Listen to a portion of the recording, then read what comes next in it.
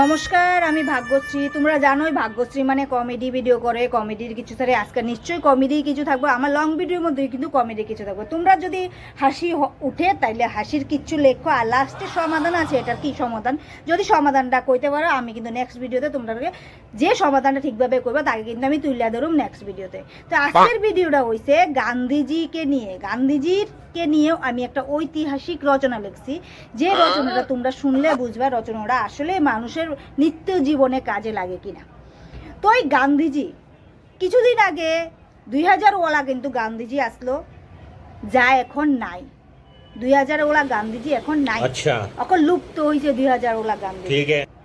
তারপরে আমরা মনে করো 500 ওয়ালা গান্ধীজিরা আমরা যখন খুচরা করি, ভাঙতি করি, কিন্তু ঝটপট 500 ওয়ালা গান্ধীজিরা শেষ হয়ে যাবে।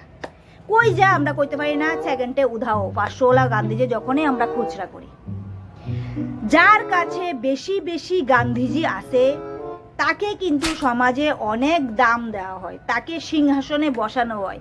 কারো লাইভে জায়গা দেখবে তাকেই সিংহাসনে বসানো হয় যার কাছে বেশি বেশি গান্ধীজি আছে। তোমরা লক্ষ্য করে দেখো।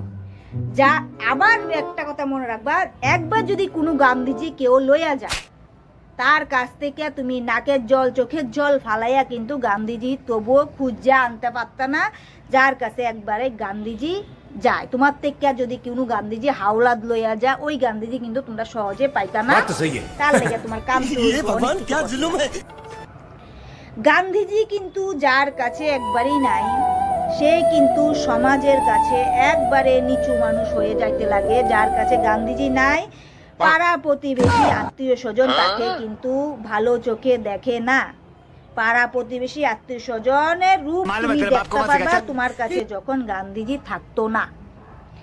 তো আমি মনে করি যার কাছে গান্ধীজি বেশি আছে তার সম্মান বেশি আছে, যার কাছে গান্ধীজি নাই তার কোনো সম্মান নাই। আমি এই ঐতিহাসিক রচনার মধ্যে এটাই তুলে ধরতে চাই। তাহলে আমরা কি করতে লাগবো? আমার কাছে একটাই সমাধান আছে।